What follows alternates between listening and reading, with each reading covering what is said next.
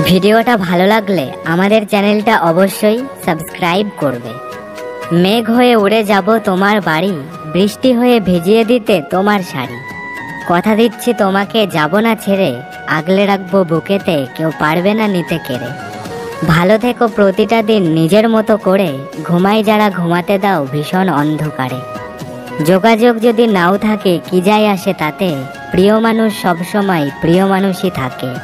দায়িত্ববান পুরুষ আর ধৈর্যশীল নারী, এরাই পারে দুনিয়ার বুকে বানাতে সুখের বাড়ি।